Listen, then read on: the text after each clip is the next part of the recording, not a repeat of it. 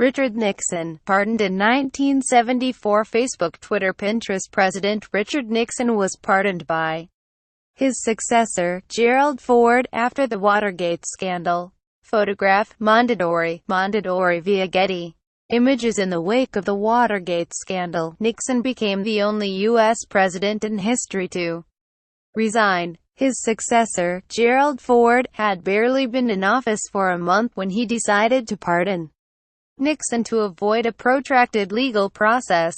But, the New York Times reported, at the White House, switchboard operators said, angry calls, heavy and constant, began jamming their boards soon after Mr. Ford's announcement. Ford said in a 1984 interview, "The political fallout was far more serious than I contemplated." Caspar Weinberger, pardoned in 1992. Facebook, Twitter, Pinterest. Former U.S.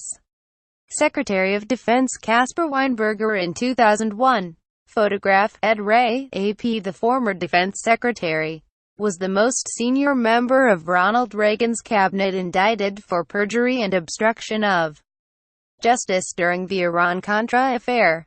The charges arose from his testimony that he did not know about the illegal sale of arms to Iran and anti-government guerrillas in Nicaragua. His private notes later revealed this was untrue. President George Bush defied congressional opposition to grant Weinberger an executive pardon days before the case came to trial. Mark Rich, pardoned in 2001. Facebook, Twitter, Pinterest. Financier Mark Rich was pardoned by President Bill Clinton.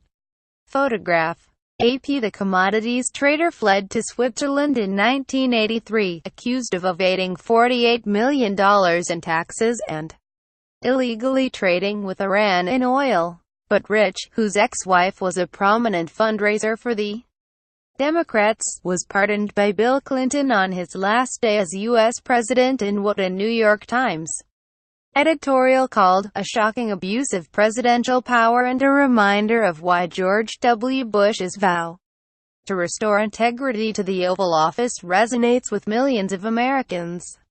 Preet Bharara, former U.S. Attorney in New York, tweeted on Friday night, "Bill Clinton's pardon of Mark Rich stunk to high heaven. Donald Trump's pardon of Joe Arpaio stinks even more." Louis Scooter Libby sentence commuted in 2007. Facebook, Twitter, Pinterest. Louis Scooter Libby outside the U.S. federal courthouse in Washington,